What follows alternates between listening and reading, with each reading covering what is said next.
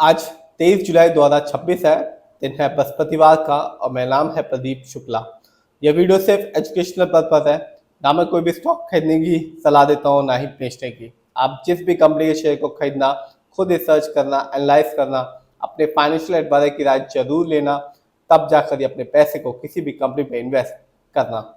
आज जिस कंपनी के बारे में आपको बताने वाला हूँ, बता दूं, दिग्गज इन्वेस्टर सचिन तेंदुलकर का भी इस कंपनी में एक अच्छा खासा अमाउंट लगा हुआ है। आज मैं बात करने वाला हूँ सचिन तेंदुलकर के पोर्टफोलियो में से एक स्टॉक के बारे में, जिसका नाम है आजाद इंजीनियरिंग। सबसे पहले बताता हूँ इस कंपनी के बारे में। तो एक कंपनी बनाती है component for aerospace, defence and energy sector के लिए। और आज की बात करूं तो आज इस कंपनी का शेयर प्राइस है 2376 रुपीज 90 पैसे का। और आज इस कंपनी ने 2.12% का रिटर्न निकाल के दिया। इसके पीछे का कारण ये है कि कंपनी ने पहला स्वदेशी टर्बोजेट इंजन डीआरडीओ और रक्षा मंत्रालय को सौंप दिया है, जिसकी वजह से आज इस कंपनी के शेयर में बढ़ोतरी देखने को मिली है। लॉन्ग टर्म में भी ये कंपनी अपने शेयर होल्डर्स को रिटर्न के मामले में बिल्कुल निराश नहीं करी। और बता दूं, सचिन तेंदुलकर का इस कंपनी में 5 करोड़ रुपए लगा हुआ है। सचिन तेंदुलकर ने इस कंपनी के 4,38,210 शेयर खरीद रखे हैं। और ये कंपनी का जो आईपीओ आया था वो 20 दिसंबर 2023 को आया था। और जब शुरुआती कीमत इस कंपनी के शेयर की थी 524 रुपए की।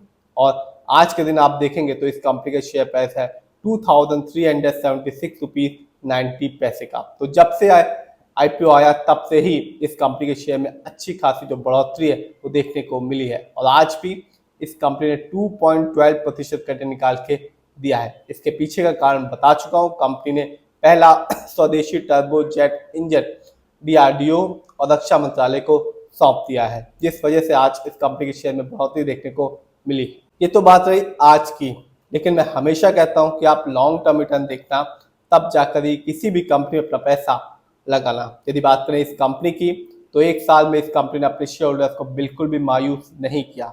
मार्केट डाउन था, मार्केट लाल था, तब भी इस कंपनी ने 47% का रिटर्न निकाल के दिया है। यानी आज से ठीक एक साल पहले इस कंपनी का शेयर प्राइस था 1554 रुपीज 70 पैसे का, जो आज के दिन है 2376 रुपीज 90 पैसे का। तो जिससे भी एक साल पहले भी इस कंपनी को चुना होगा, एक अच्छा खासा अमाउंट लगाया होगा, लिया होगा, अच्छा पैसा लगाया होगा, शेयर की एक अच्छी खासी क्वांटिटी ली होगी, उसे इस कंपनी ने बिल्कुल भी मायूस नहीं किया है एक साल में। एक साल की तो हमने देख लिया, 5 साल में भी इस कंपनी ने अपने शेयर होल्डर्स को माला माल किया है। क्योंकि 5 साल में इस कंपनी का जो रिटर्न रहा वो था 230% का। यानी आज से ठीक 5 साल पहले इस कंपनी का शेयर प्राइस था 689 रुपीज का, जो आज के दिन मिल रहा है 2376 रुपीज 90 पैसे का। तो जिससे भी एक साल में भी और 5 साल में भी इस कंपनी को चुना होगा, और सबसे इंपॉर्टेंट चीज वेट किया होगा एक साल तक और 5 साल तक। आजाद इंजीनियरिंग ने अपने हर एक शेयर होल्डर्स को माला माल किया है, एक साल में भी और 5 साल में भी।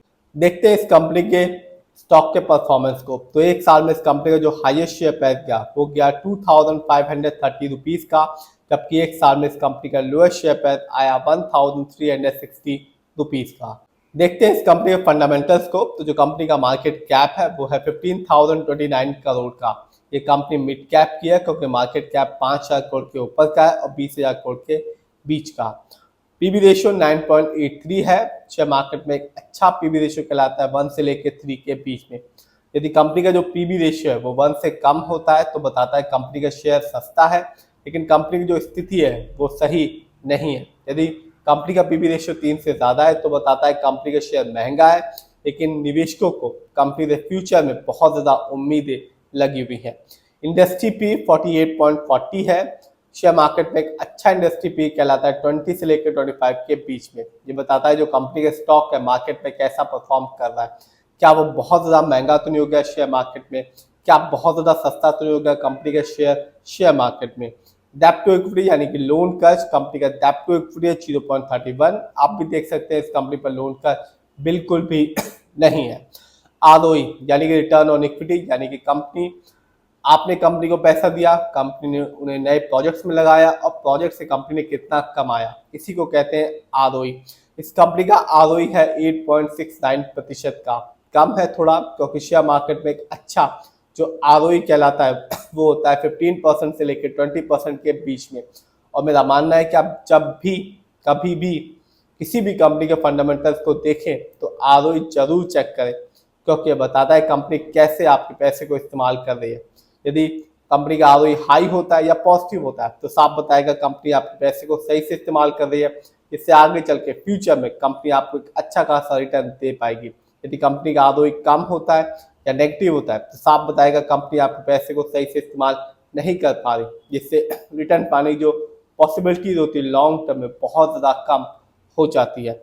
ईपीएस अर्निंग पर शेयर 20.68 है, कम है, क्योंकि शेयर मार्केट में एक अच्छा ईपीएस कहलाता है 80 से ज़्यादा का। ये बताता है कंपनी लास्ट 12 महीने में कितना कमाया।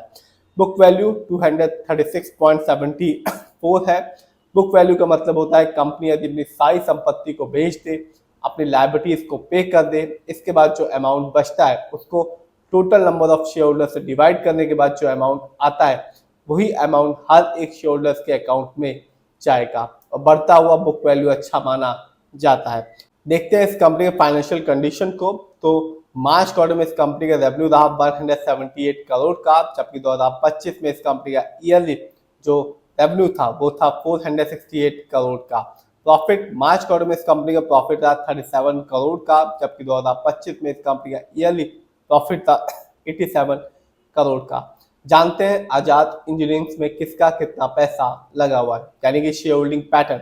तो प्रमोटर यानी कि इस कंपनी के ओनर्स जिनका पैसा इस कंपनी में सबसे ज्यादा लगा हुआ है 55.84% की होल्डिंग सिर्फ और सिर्फ प्रमोटर की है। रिटेलर्स यानी कि हम लोग का पैसा इस कंपनी में लगा हुआ है 20.54% का। एफआईआई यानी कि विदेशी निवेशक जिनका पैसा इस कंपनी में लगा हुआ है 13.30% का। म्यूचुअल फंड की होल्डिंग है 9% की, जबकि डीआईआई की होल्डिंग है 1.32% की। तो आपने भी देखा शेयर प्राइस भले ही महंगा हो, लेकिन लॉन्ग टर्म में कंपनी बहुत ही अच्छा रिटर्न निकाल के दे रही है, और दिग्गज इन्वेस्टर सचिन तेंदुलकर ने भी इस कंपनी के एक अच्छा खासा शेयर खरीद रखा है। फिर भी आप जिसमें पैसा लगाएं खुद रिसर्च करें, एनालाइज करें, अपने फाइनेंशियल एडवाइजर की राय लें, तब जाकर ही अपने पैसे को शेयर मार्केट में लगाएं।